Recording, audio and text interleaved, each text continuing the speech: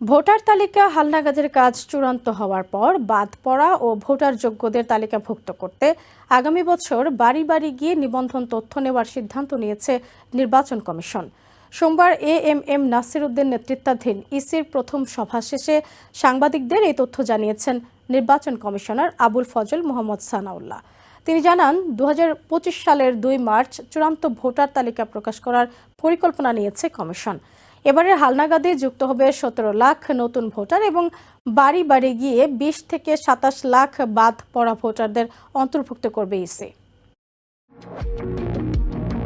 সোমবার সকালে ঢাকার আগারগাঁওয়ে নির্বাচন কমিশনার সচিবালয়ে প্রথম নির্বাচন কমিশনার এস.এম. নাসির উদ্দিনের সভাপতিত্বে নতুন কমিশনের প্রথম সভা অনুষ্ঠিত হয়েছে। সভা শেষে নির্বাচন কমিশনার আবুল ফজল মোহাম্মদ সানাউল্লাহ সাংবাদিকদের জানান, 1 জানুয়ারি যারা ভোটারযোগ্য হবে সেসব তথ্য সংগ্রহ করে 2 জানুয়ারি খসড়া তালিকা প্রকাশ করা হবে।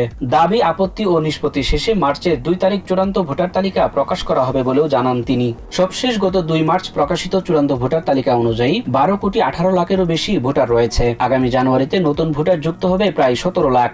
2025 সালের 1 জানুয়ারি যারা ভোটার যোগ্য হবে এবছর হালনাগাদের সময় তারা যুক্ত হবে। নতুন কমিশনের প্রথম সভায় প্রধান নির্বাচন কমিশনার এস.এম. নাসির উদ্দিন সহ 4 নির্বাচন কমিশনার মোহাম্মদ আনোয়ারুল ইসলাম সরকার, আব্দুর রহমান মাসুদ, তাহমিদা আহমেদ ও আবুল ফজল মোহাম্মদ সানাউল্লাহ সেখানে উপস্থিত ছিলেন। নির্বাচন কমিশনার সানাউল্লাহ জানিয়েছেন, বাদ পড়া ভোটারদের বাইরে 2026 সালের 1 জানুয়ারি যারা ভোটার যোগ্য হবে তাদের তথ্য বাড়ি বাড়ি গিয়ে সংগ্রহ করা হবে। এই বাদ পড়া ভোটাররা ছাড়াও আমরা 2025 সালে যারা ভোটার হবেন, অর্থাৎ 2026 সালের 1 জানুয়ারি পর্যন্ত যারা ভোটার হবেন তাদের তথ্য আমরা বাড়ি বাড়ি গিয়ে সংগ্রহ করব।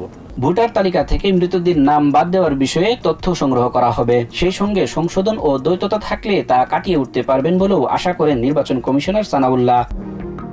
Sajjad Hussain, TVN 24 news desk.